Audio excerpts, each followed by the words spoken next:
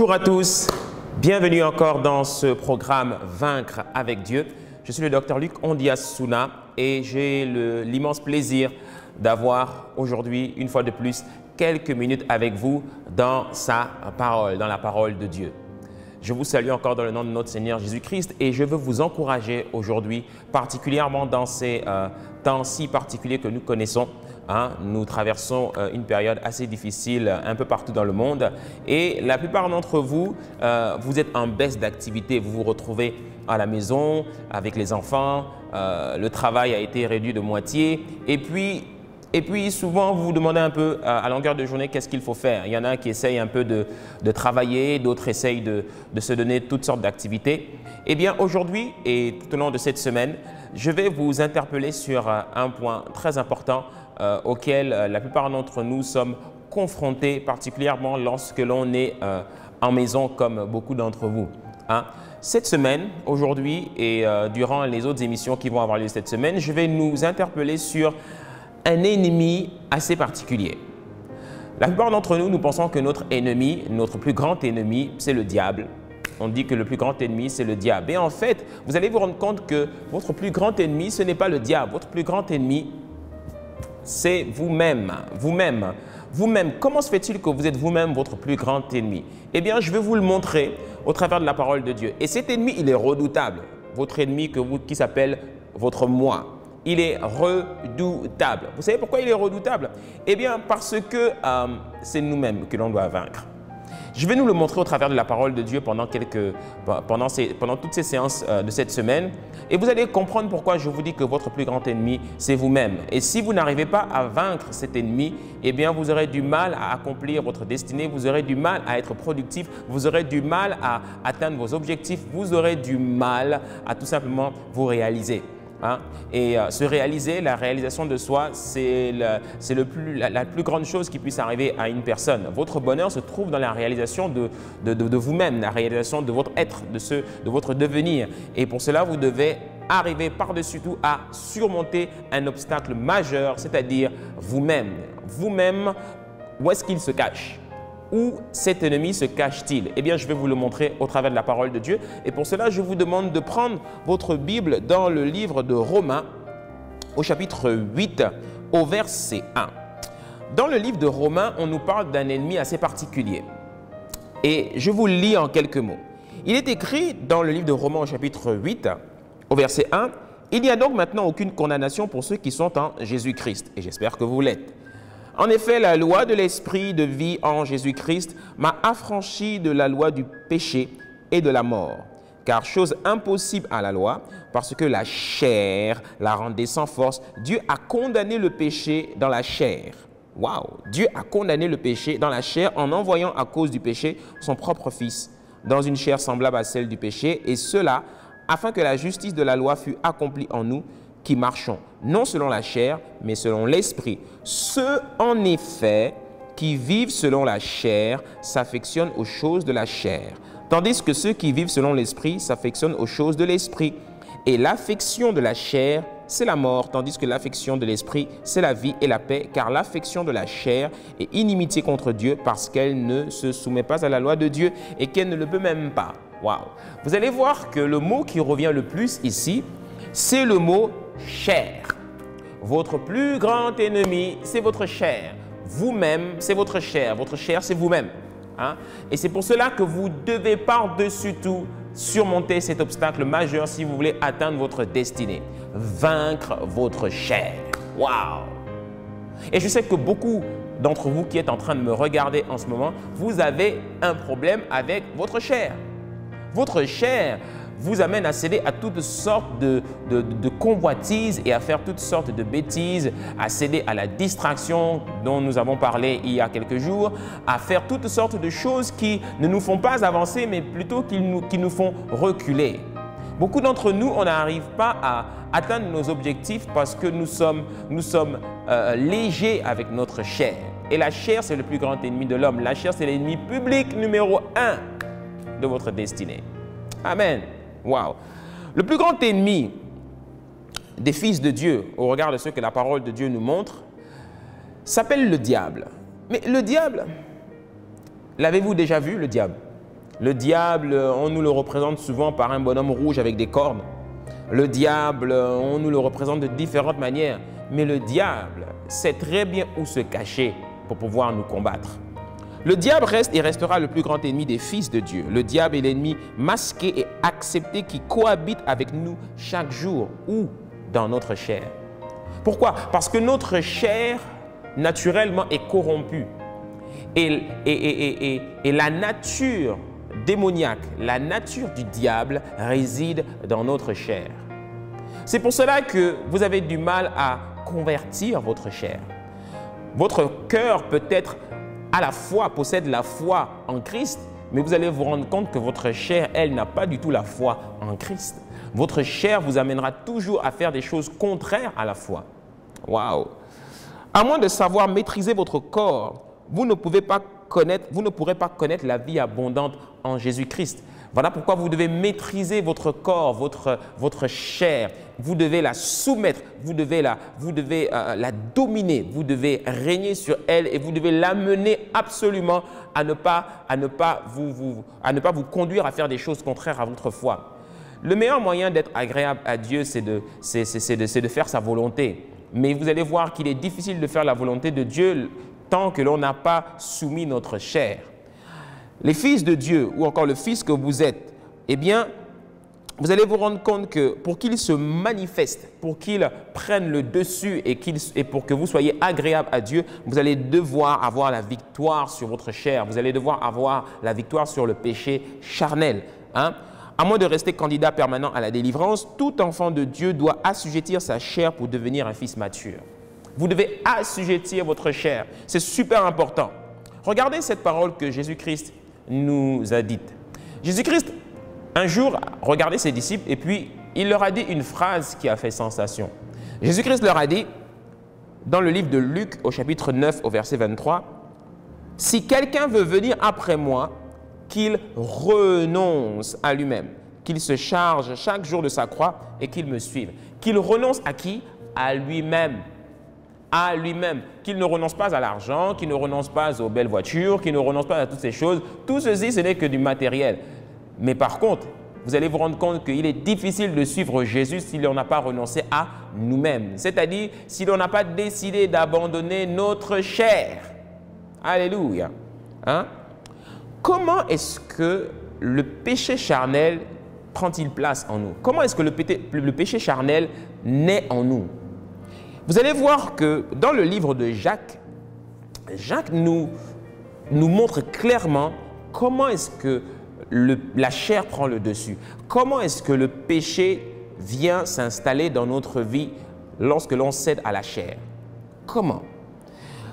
Jacques chapitre 1 verset 13 nous dit que personne lorsqu'il est tenté ne dise « c'est Dieu qui me tente » car Dieu ne peut être tenté par le mal et il ne tente lui-même personne. Mais chacun est tenté quand il est attiré et amorcé par sa propre convoitise. Puis la convoitise, lorsqu'elle a conçu, enfante le péché et le péché étant consumé, produit la mort. Peut-être que vous n'avez pas compris, alors je vais vous le relire dans la Bible, la version parole vivante. C'est encore plus explicite. Lorsqu'il nous est dit que voilà plutôt ce qui se passe. Lorsque nous sommes tentés, ce sont les mauvais désirs que nous portons en nous qui nous appâtent, nous séduisent et nous entraînent. Or, le mauvais désir, si nous lui cédons, conçoit et donne naissance au péché. Celui-ci, à son tour, une fois parvenu à son plein développement, engendre la mort. Vous allez voir que le mot maître ici, c'est le mot tenter, traduit dans une autre version par le mauvais désir. La tentation, c'est l'arme principale que le diable va utiliser pour nous entraîner dans le péché. Et comment est-ce que le diable va nous tenter? Le diable va nous tenter par notre chair. Le diable connaît les désirs inassouvis de notre chair. Le diable connaît nos désirs les plus cachés. Le diable les connaît. Le diable est celui-là et cet ennemi-là qui vous observe, particulièrement lorsque vous êtes seul. Et lorsque vous êtes seul, vous pensez que personne ne vous voit et vous commencez à consommer un certain nombre de choses. Vous commencez à regarder un certain nombre de choses. Vous commencez à écouter un certain nombre de choses qui viennent se loger où? Dans votre chair.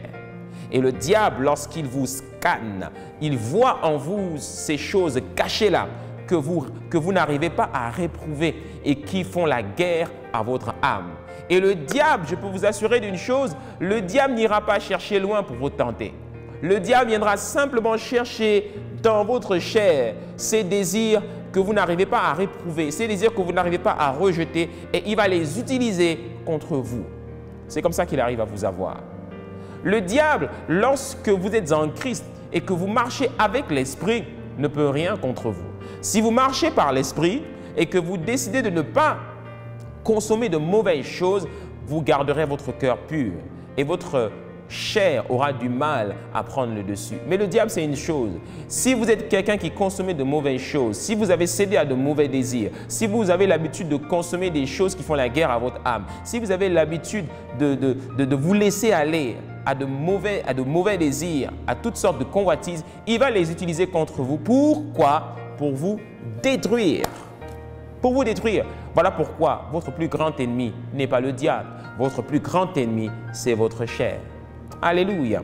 Votre plus grand ennemi, c'est votre chair. Amen. Le désir est naturel, mais le danger commence quand le désir vient de la chair et non de votre esprit. Le désir, ce n'est pas mauvais de désirer des choses. Ce n'est pas mauvais d'avoir envie de faire ci ou de faire ça. Dès le moment où ce que vous désirez est pur, dès le moment où ce que vous désirez est conforme à la volonté de Dieu, conforme à la parole de Dieu. La parole de Dieu nous brosse toutes sortes de bonnes choses dans la vie auxquelles nous devons aspirer. Mais si nous tournons le dos à ces choses, si nous tournons le dos à la parole de Dieu et que nous nous laissons aller à toutes sortes de convoitises charnelles, alors l'ennemi les utilisera contre nous pour mieux nous détruire. Voilà pourquoi votre plus grand ennemi, c'est votre chair que vous devez absolument assujettir. Et dans ces temps de confinement, dans ces temps où vous êtes beaucoup à la maison, vous allez vous rendre compte que votre chair a des désirs parfois qui ne sont pas bons. Je vous donne un exemple simple. Avoir envie de regarder la télévision, ce n'est pas mauvais. Mais passer des heures et des heures à regarder la télévision et se laisser distraire nous amène à ne plus être productif et nous amène à nous laisser aller à la paresse, à la nonchalance et à dormir pendant des heures et des heures. Avoir envie de se reposer, ce n'est pas mauvais. Dormir, c'est une bonne chose. Mais se laisser aller à des heures et des heures couché dans le lit et à ne rien faire s'appelle la paresse. Et être paresseux est un désir charnel. Être paresseux plutôt, c'est une œuvre de la chair. C'est une œuvre qui ne nous fait pas du bien. C'est une œuvre qui nous détruit. Avoir envie de manger, ce n'est pas une bonne chose, mais abuser de la nourriture et céder à la gloutonnerie est une mauvaise chose. Vous voyez un peu ce que je veux dire ou pas? Avoir envie de gagner de l'argent et travailler pour cela, ce n'est pas une mauvaise chose, mais commencer à vouloir beaucoup d'argent et être prêt à tout pour avoir beaucoup d'argent finira par nous amener à devenir cupides, et la cupidité est une œuvre de la chair. Vous me suivez ou pas? Aimer manger de bonnes choses, c'est bien, mais vouloir trop manger et céder à la gourmandise, c'est une œuvre de la chair. Donc, il faut faire très attention aux œuvres de la chair. Les œuvres de la chair sont terribles et elles peuvent allumer en nous des feux qui peuvent venir nous consumer et nous détruire. Comment faire pour ne pas céder aux œuvres de la chair? Alors que Jacques nous parlait de la tentation que l'ennemi va utiliser comme arme pour nous détruire et amener notre chair à commettre de mauvaises choses. Voici ce que Jésus-Christ nous dit pour vaincre la chair et ne pas céder à la tentation. Comment faire pour ne pas céder à la tentation?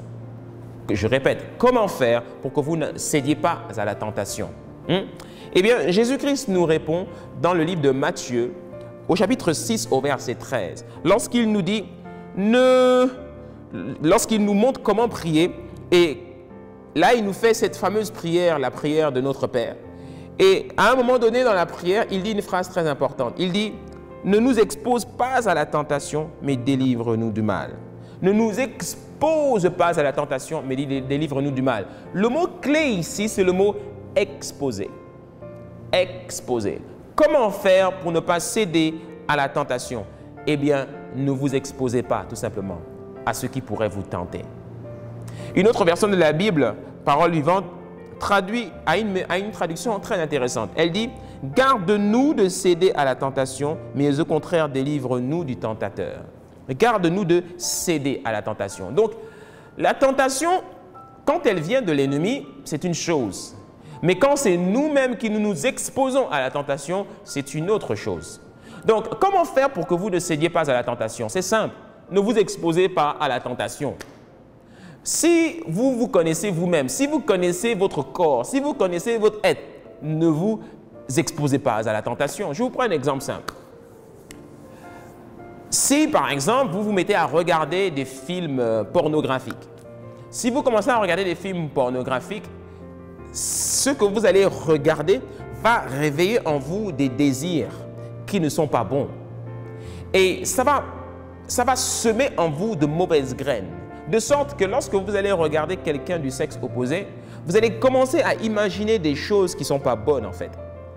Si par exemple vous êtes célibataire et que vous rencontrez vous êtes un homme célibataire et que vous rencontrez une jolie dame, ce n'est pas mauvais d'avoir envie de s'approcher de la dame et d'avoir envie de la courtiser. Si ce désir est pur et que ce désir est sincère. Mais si vous avez l'habitude de regarder de mauvaises choses sur les femmes, eh bien vous allez commencer à regarder cette femme avec de mauvais désirs. Et vous allez être tenté de faire de mauvaises choses. Vous allez vous approcher d'elle, vous ne serez pas sincère, mais vous allez venir avec convoitise. Et ça, dès le départ, c'est mauvais. Et quand vous allez commettre de mauvaises actions vis-à-vis de cette personne, quand vous allez faire de mauvaises choses avec cette personne, eh bien, vos désirs, vos actions ne seront pas pures et vous ne serez pas agréable à Dieu. C'est très différent de s'approcher de quelqu'un avec convoitise que de s'approcher de quelqu'un avec un cœur pur et avec de bonnes intentions. Vous me suivez ou pas? Donc, si par exemple, je veux boire du vin, je suis en train de manger à table en famille et puis je prends du vin. Boire du vin, ce n'est pas mauvais. Mais si je regarde le vin dans le but de me saouler, dans le but de consommer quelque chose parce que je suis alcoolique et parce que j'aime l'alcool et j'aime me saouler, j'aime être dans cet état où je me laisse aller, etc. Ça, c'est mauvais. C'est mauvais. Vous me suivez ou pas? Donc, si je me connais, si je sais que je ne suis pas, comment dire, je suis léger face à certaines choses, alors je ne dois pas m'exposer à ces choses-là. Ne nous expose pas à la tentation. Le meilleur moyen de vaincre la tentation, cette arme redoutable que le diable utilise pour nous détruire, c'est de simplement ne pas nous exposer à la tentation. Et si, sans faire exprès, nous nous sommes exposés à la tentation, alors qu'est-ce que nous devons faire? Nous devons nous éloigner de la tentation. Nous devons fuir la tentation. La Bible nous raconte l'histoire de Joseph, ce jeune garçon qui était en train de travailler dans la maison de son maître. Et là, pendant qu'il travaillait, la femme de son maître Potiphar va venir devant lui. Et là, elle va se dénuder devant lui et elle va lui demander de coucher avec elle. Vous savez ce que Joseph a fait? Joseph a fui. Il a fui, pourquoi? Parce qu'il savait une chose, c'est que s'il restait là, il céderait à la tentation. Il y en a beaucoup, lorsque nous sommes confrontés au péché, lorsque nous sommes face à la tentation, au lieu de fuir, on commence à dire, bon, je vais prier, je vais commencer à prier en langue, je vais commencer à me justifier. Non, la solution que Dieu te donne, c'est fuir. Quand tu es face à la tentation, quand tu es face au péché, ne négocie pas. On ne négocie pas avec le péché, on fuit le péché. Il faut réprouver le péché, il faut fuir le péché, il faut le détester et il faut le haïr plus que tout. Vous me suivez ou pas? Donc, quand vous êtes face à quelque chose qui pourrait vous tenter à commettre de mauvaises choses, fuyez. Ne négociez pas, fuyez. Voilà pourquoi Jésus-Christ est clair. Ne nous expose pas à la tentation. Ne nous laisse pas nous exposer à la tentation. Ne nous laissons pas être exposés à la tentation. Fuyons la tentation. Amen. C'est très, très, très important. Parce que la chair est quelque chose de mauvais. Paul dit dans Romains chapitre 7 au verset 14, « Moi, je suis charnel, vendu au péché. » Nous savons en effet que la loi est spirituelle, mais moi je suis charnel, vendu au péché, car je ne sais pas ce que je fais, je ne fais point ce que je veux et je fais ce que je hais. Je vous parlerai plus en détail de ce point-là. qui nous révèle ici le mystère de la chair. La chair est quelque chose de mystérieux. La chair est quelque chose que l'on ne peut pas maîtriser, mais que l'on doit assujettir. Vous devez vous assujettir votre chair. Comment assujettir votre chair? Vous devez marcher par la foi et avoir la volonté de la garder assujettie, mais surtout ne pas vous exposer à la tentation, parce que la tentation est cette arme que l'ennemi va utiliser pour donner de la force à votre chair. Et lorsque votre chair devient plus forte que votre esprit, vous êtes fini. Voilà pourquoi la meilleure solution, la meilleure chose à faire, c'est de ne pas s'exposer à la tentation. Alléluia! Voilà par quoi je voulais commencer aujourd'hui. Aujourd'hui, je voulais vous encourager à connaître votre ennemi numéro 1. Je voulais vous encourager à connaître votre ennemi, celui qui peut vous bloquer dans votre marche vers votre destinée. Celui qui peut vous empêcher d'être productif. Celui qui peut bloquer votre réussite. Celui qui peut vous empêcher de vous épanouir. Celui qui peut détruire votre couple. Celui qui peut mettre le feu dans votre maison, dans votre foyer. Celui qui peut vous détruire vous-même. Votre plus grand ennemi, ce n'est pas le diable. Votre plus grand ennemi, c'est vous-même. C'est vous-même. Votre ennemi, le diable, se cache où?